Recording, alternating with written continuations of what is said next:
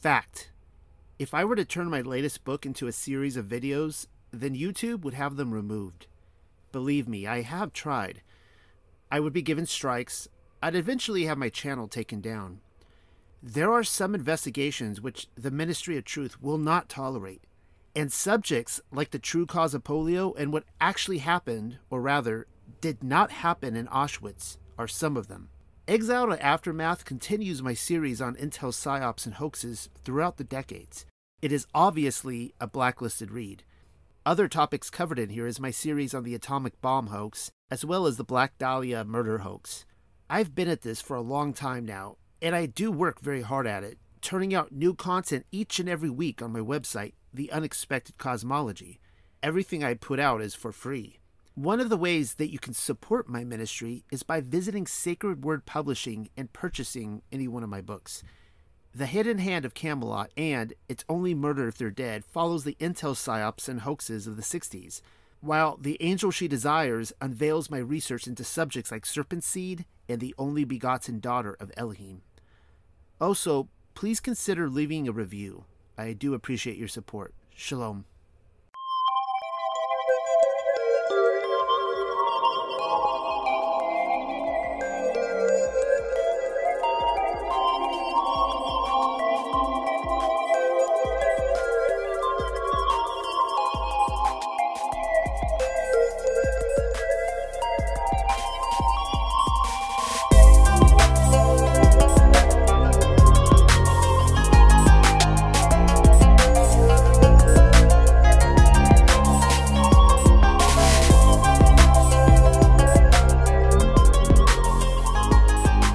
Shalom and welcome, Hebrews and Shebrews. This is a show I like to call Deep Text, and we are on episode 2. Deep Text, of course, is a reference to the deep tracks which DJs used to put on the turntable back in the day, playing rarely heard songs over the airwaves, and then sometimes they would discuss them and analyze them. This is kind of like that, only we are reading for you rarely read, practically unheard of sacred text. Notice I said sacred text and not scripture or books of the Bible. There's a reason for that. We're reading from the stuff that didn't land in canon. By we, I include myself, but also I am joined tonight by James, and perhaps Rob will join us in a little bit. They will be helping me read tonight. Tonight's selections are The Apocalypse of Stephen, also known as The Revelation of Stephen, and The History of Joseph the Carpenter. Ever heard of them? I thought not. Somebody out there on YouTube land, right this very moment, is opening up the table of contents page in their Bible, and upon learning that both texts that I just mentioned are not included, are prepared to write me an angry letter in all caps. What is this nonsense? Well, some people are incapable or simply unwilling to move beyond the comforts of Roman canon, and if so, then I would suggest this probably isn't for you. I, for one, let me say that again. I, for one, am not interested in having my controllers tell me what is and is not acceptable to read. As the series continues, we will be looking at a great many sacred texts and asking ourselves any number of questions, one of which is this scripture? And of course, there's going to be complications to some of these texts. We're dealing with scribes and, penmanship and multiple translations. And if you, at the end of the day, you find that this is not scripture, that's totally okay. That's why we're here. I'm giving you permission to look into these books and read them and decide for yourselves. Again, instead of having a Roman council come together and tell you what you can and cannot read. So, starting out, we're going to be reading from the Revelation of Stephen, also known as the Apocalypse of Stephen. I have dropped this into the chat, as you can see. I have pinned it there, and this goes directly to my website. I put a lot of effort into finding these books, copying them down, editing them in some regards, and putting them onto the website, formatting them for the website. And I will point out that the two books we're going to go over tonight, the Testimony of Joseph the Carpenter, as well as the Revelation of Stephen, both were introduced to me by James, who is going to be reading the first book tonight. So thank you, James, for bringing these to my attention. They are interesting reads, to say the least. So whenever you're ready, James, let's start the Revelation of Stephen. Absolutely. The Revelation of Stephen, or the Apocalypse of Stephen. 2 years after the Ascension, there was a contest about Yahusha. Many learned men had assembled at Jerusalem from Ethiopia, the Thebaid, Alexandria, Jerusalem, Asia, Mauritania, and Babylon. There was a great clamor among them like thunder, lasting till the 4th hour. Stephen, a learned man from the tribe of Benjamin, stood on a high place and addressed the assembly. "Why this tumult?" said he. "Blessed is he who has not doubted concerning Yahusha. Born of a pure virgin, he filled the world with light. By Satan's contrivances, Herod slew 14,000 (144,000) children. He spoke of the miracles of Yahusha. Woe to the unbelievers when he shall come as a judge, with angels, a fiery chariot, a mighty wind. The stars shall fall, the heavens open, the books be brought forward. The 12 angels who are set over every soul shall unveil the deeds of men. The sea shall move and give up what is in it. The mountains fall, all the surface of the earth becomes smooth. Great winged thrones are set. Yahuwah and Mashiach and the Ruach HaKodesh take their seats. The Father bids Yahusha to sit on his right hand." At this point, the crowd cried out, "Blasphemy!" And they took Stephen before Pilate. Pilate stood on the steps and reproached them. "You compelled me to crucify the innocent. Why rage against this man? Why gnash your teeth? Are ye yet foolish?" They led Stephen away. Caiaphas ordered him to be beaten till the blood ran, and he prayed, "Lay not this sin to their charge. We saw how angels ministered to him." In the morning, Pilate called his wife and 2 children. They baptized themselves and praised Elohim. 3,000 men now assembled and disputed with Stephen for 3 days and 3 nights. On the 4th day, they took counsel and sent to Caesarea of Palestine for Saul of Tarsus, who had a commission to seize upon Christians. He took his place on the judgment seat and said, "I wonder that thou, a wise man and my kinsman, believest all this. None of the Sanhedrin have given up the law. I have been through all Judea, Galilee, Perea, Damascus, and the city of the Jesuitites to seek out believers." Stephen lifted up his hands and said, "Silence, persecutor! Recognize the Son of Elohim. Thou makest me doubt of my own descent, but I see that thou shalt ere long drink of the same cup as I. What thou doest, do quickly." Saul rent his clothes and beat Stephen. Gamaliel, Saul's teacher, sprang forth and gave Saul a buffet, saying, "Did I teach thee such conduct? Know that what this man saith is acceptable and good." Saul was yet more enraged, and looked fiercely on him, saying, "I spare thine old age, but thou shalt reap a due reward for this." Gamaliel answered, "I ask nothing better than to suffer with Mashiach." The elders rent their clothes, cast dust on their heads, and cried, "Crucify the blasphemers!" Saul said, "Guard them till the morrow." Next day he sat on the judgment seat, and had them brought before him, and they were led away to be crucified. An angel came and cast away the cross, and Stephen's wounds were healed. 7 men came and poured molten lead into his mouth, and pitch into his ears. They drove nails into his breast and feet, and he prayed for their forgiveness. Again, an angel came down and healed him, and a great multitude believed. The next day, all assembled and took him out of the city to judge him. He mounted upon a stone and addressed them. "How long will ye harden your hearts? The law and the prophets spoke of Mashiach. In the first law and the second and the other books it is written, when the year of the covenant cometh, I will send my beloved angel, the good spirit of sonship, from a pure maiden, the fruit of truth, without plowshare and without seed, and an image of sowing. And the fruit shall grow after the damaged codex of planting forever from the word of my covenant, and signs shall come to pass. And Isaiah saith, unto us a child is born. And again, behold, a virgin shall conceive. And the prophet Nathan said, I saw one, a maiden, and without touch of man, and a man-child in her arms, and that was Adonai over the earth, unto the end of the earth. And again the prophet Baruch saith, Messiah, the eternal, appeareth as a stone from the mountain, and breaketh in pieces the idol temples of the codex damaged.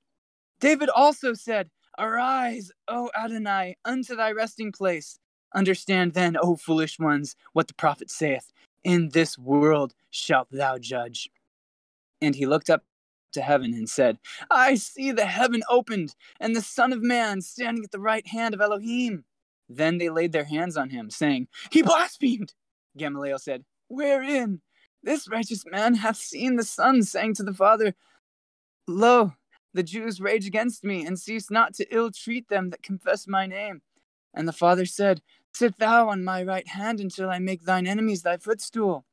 Then they bound Stephen, and took him away to Alexander, the reader, who was a chief of the people, and of the troop in Tiberias. In the fourth watch of the night, a light, as of lightning, shone round about him, and a voice said, Be strong, thou art my first martyr, and thine hour is nigh. I will write the record of thee in the book of everlasting life. The Jews took counsel, and decreed that he should be stoned. There were with him Abibus, Nicodemus, Gamaliel, Pilate, his wife, and 2 children, and a multitude of believers. Saul stood forth and beckoned, and said, It would have been better that this man should not be slain, because of his great wisdom. But forasmuch he is an apostate, I condemn Stephen to be stoned. The people said, He shall be stoned! But those who stood in the front rank with staves looked on each other, and durst not lay hands on him, for he was renowned amongst the people.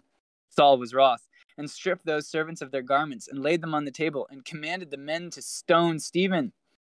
Stephen looked round and said, Saul, Saul, that which thou doest unto me today, that same will the Jews do unto thee tomorrow. And when thou sufferest, thou shalt think on me. The people cast stones upon him so thickly that the light of the sun was darkened. Nicodemus and Gamaliel put their arms about him and shielded him, and they were slain, and gave up their souls to Mashiach. Stephen prayed, saying, Forgive them that stone us, for by their means we trust to enter into thy kingdom. And at the 10th hour he gave up the ghost. Then beautiful youths appeared, and fell upon the bodies, and wept aloud. And the people beheld the souls borne up by angels into heaven, and saw the heavens open, and the hosts coming to meet the souls. And the people mourned for 3 days and 3 nights.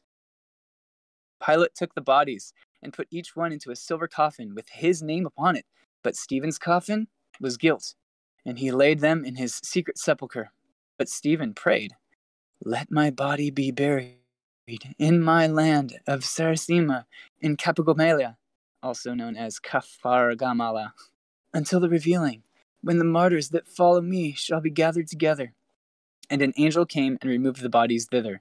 But Pilate rose early to burn incense before the bodies, and found them not, and rent his clothes, saying, Was I not worthy to be thy servant? On the night following, Stephen appeared, and said unto him, Weep not. I prayed Elohim to hide our bodies. In the time of our revealing, one of thy seed shall find us after a vision, and thy desire shall be fulfilled. But build a house of prayer, and celebrate our feast in the month of April. After 7 months thou also shalt rest. And Pilate did so, and he died, and was buried at Kapart Tasala, and his wife also died in peace. But the holy martyrs appeared thrice to venerable and believing men, speaking to them, and revealing divine words, for after their death many believed. Here we have a afterword, and it talks about the manuscripts that we just read.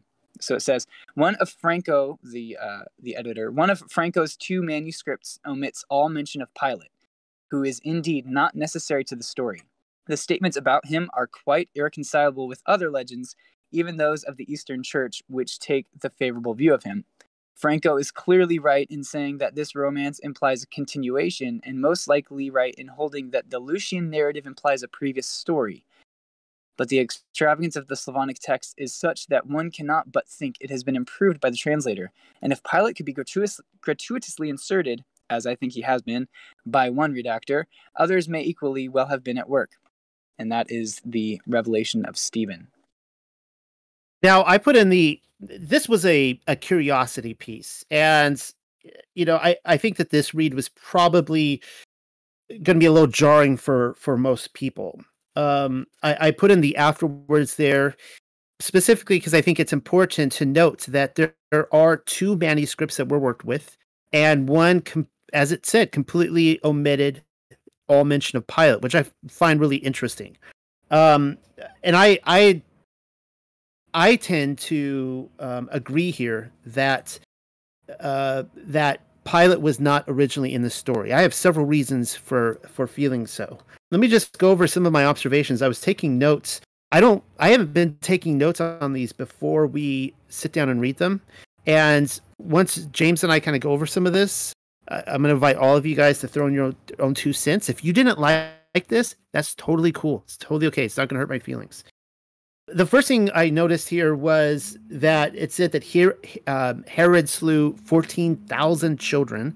Now, I guess a commenter threw in the 144,000 there.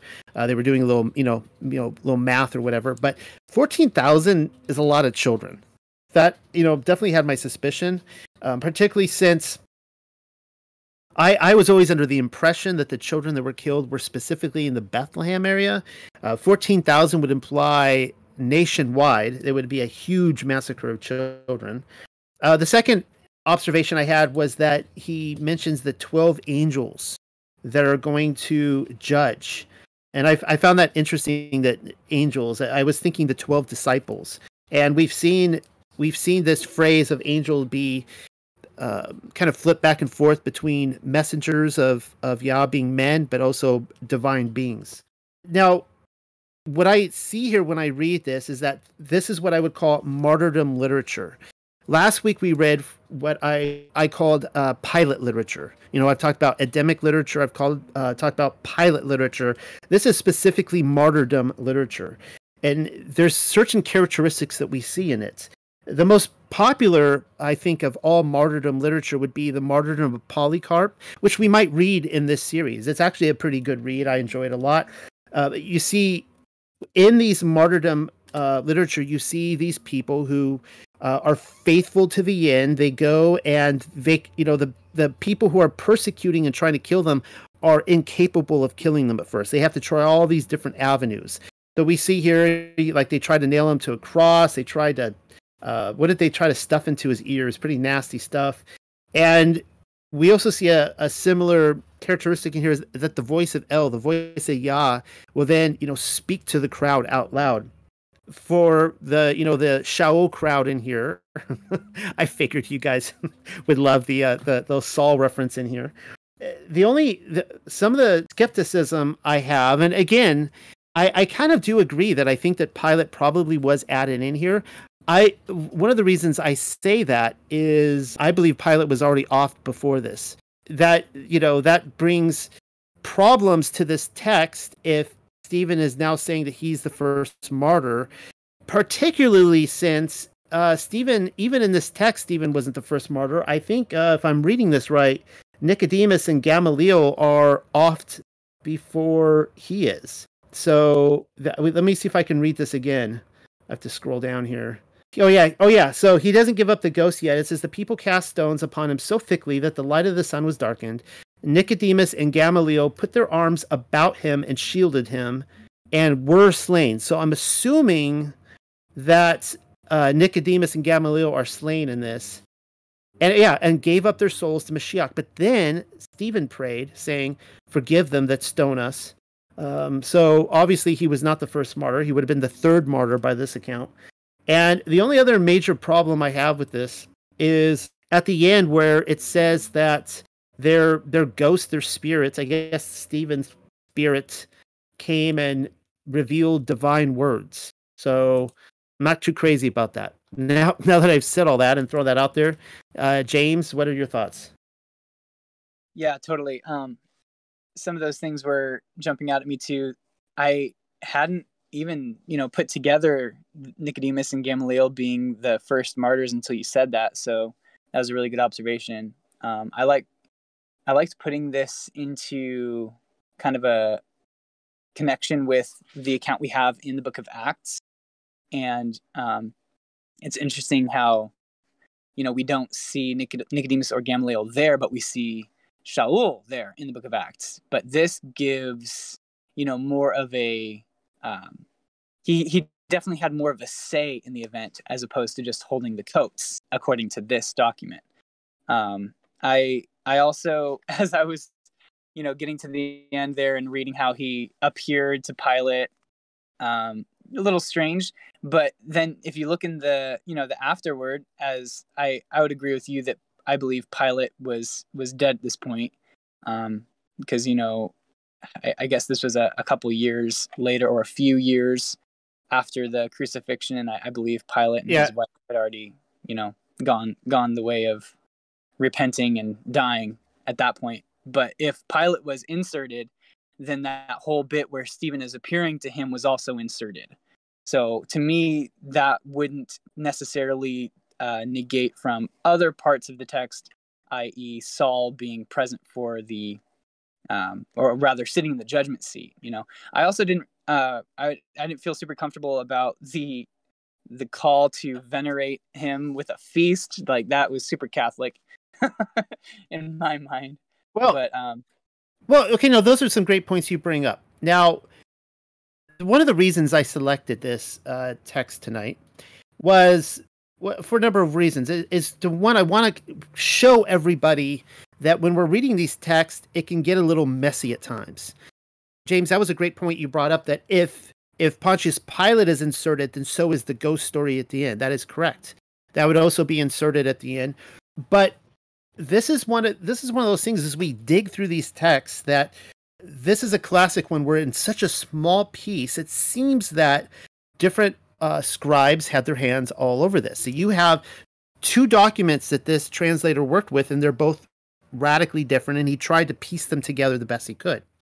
Now, what's also noted about this is that the translators believe that this is a snippet from a much larger story, meaning that there's a story before this and afterwards that continues, that this is like another version of Acts, which has my curiosity, because I'm like, wow, it makes me want to read the rest of it. What happened before this? What's going on afterwards?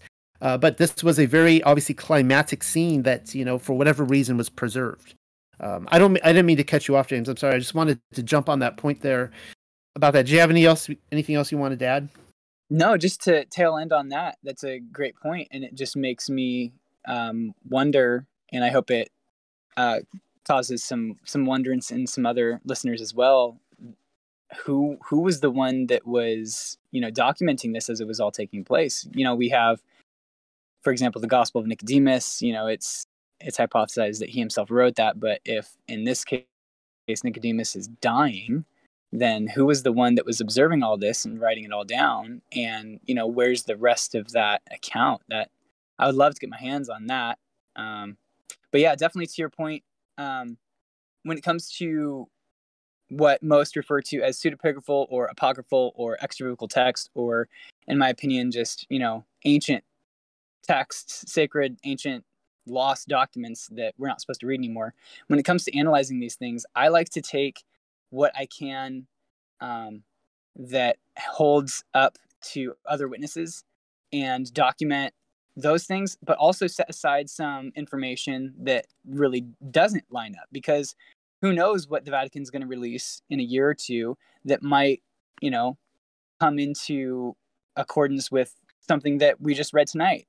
So I don't like to throw everything out immediately, or most of it out, just because it doesn't really mesh with what I know. But there are some things that I will take aside completely, as you're saying, that seem like gross translator or like the scribe, the lying pen of the scribe, just adding in information that doesn't seem right, like the Pilate thing, or the veneration with a feast thing, or him talking, coming back to life essentially and speaking as a ghost, that just some weird things. So that's what I would refer to as some gristle that needs to be removed from the meat of this text. And I'm not at the point of really considering this one scripture or not. I love it. It's beautiful, and I love the extra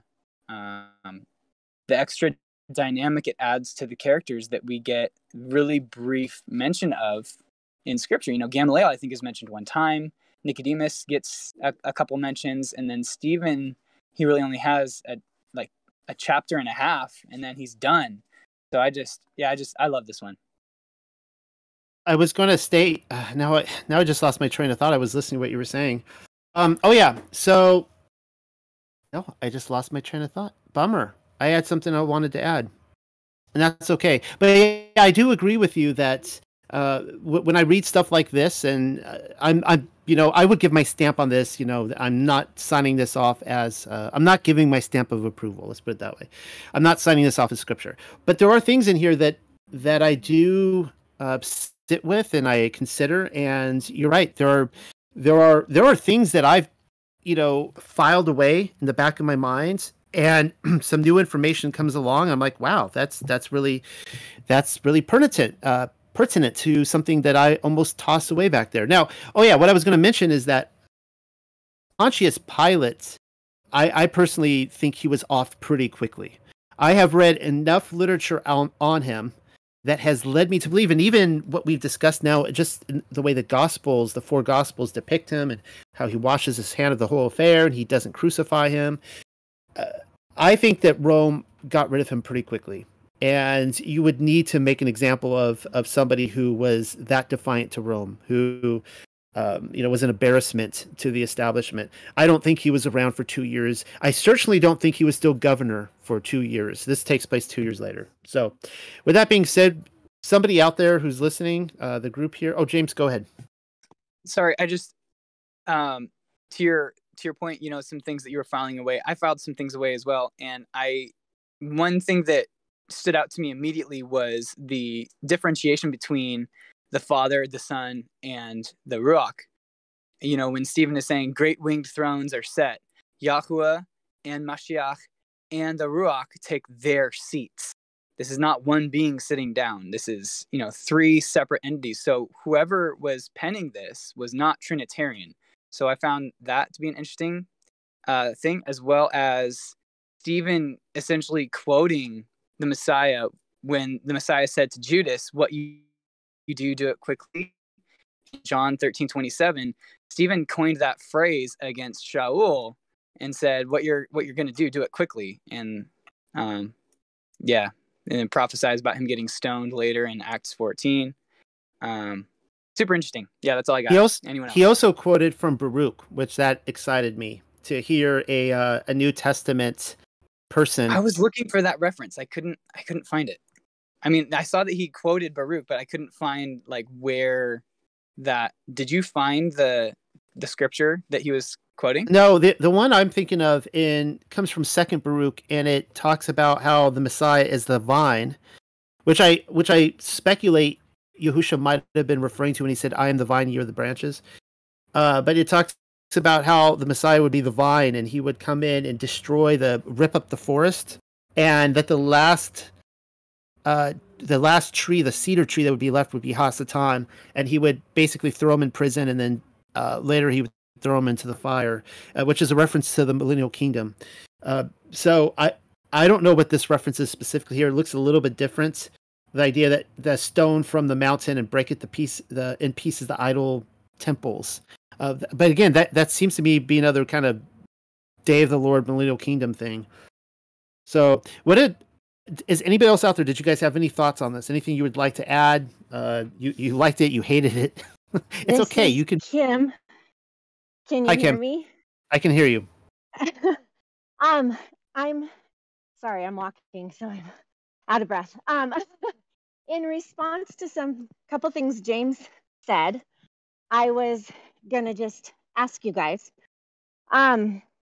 You were talking, James, about Gamaliel's account, and I was thinking, isn't this a couple years later?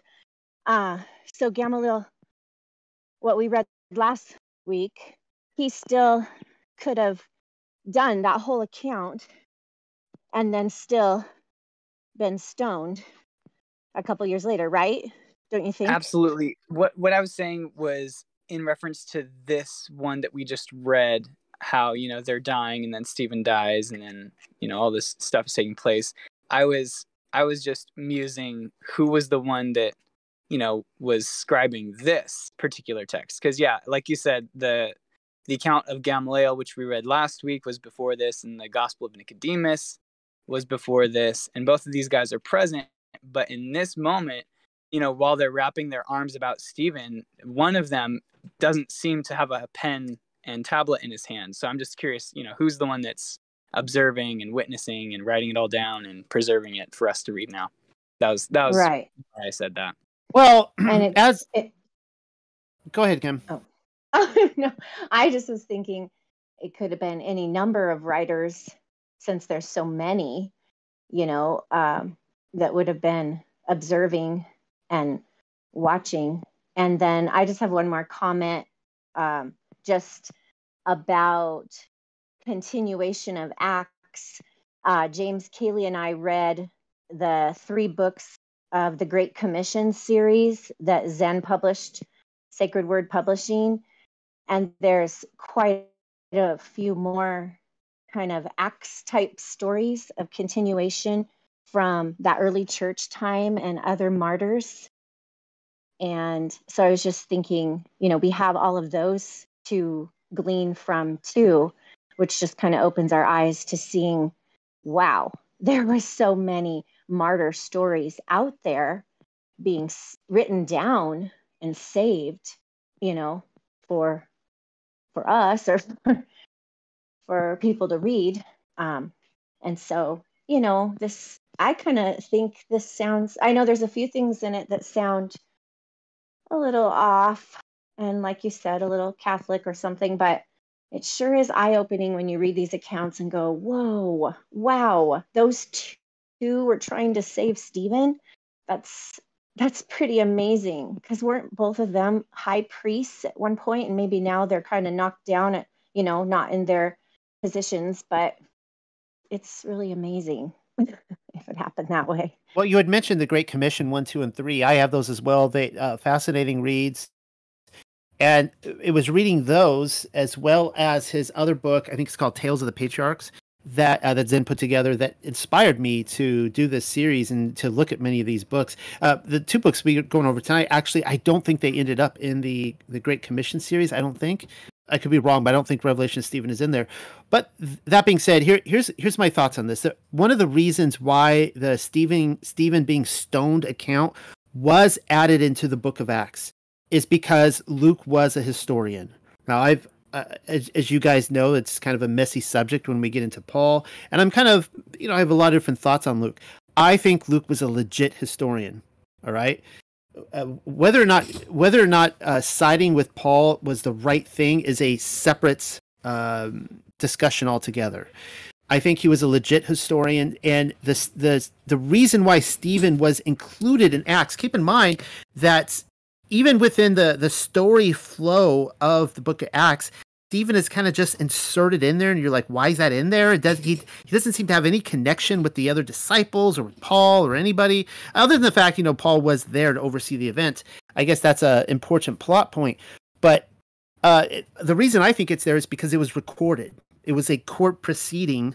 The Sanhedrin would have recorded the event, most likely, like in any court, and they probably maybe even wrote down his testimony. So Luke was able to go in and be like, okay, I can pull up these records and I can look at them and I can insert this into my book.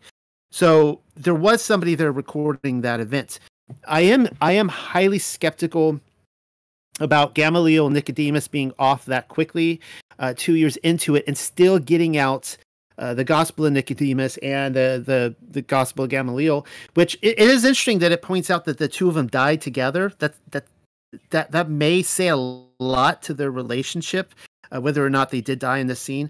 But if you look back through history, take the American Civil War or some big events, some big traumatic events, the likelihood that people are going to sit down and write a biography about it right away is very unlikely. And there's a reason why a lot of historians will point out that the Gospels were probably not written for 30 years after the events.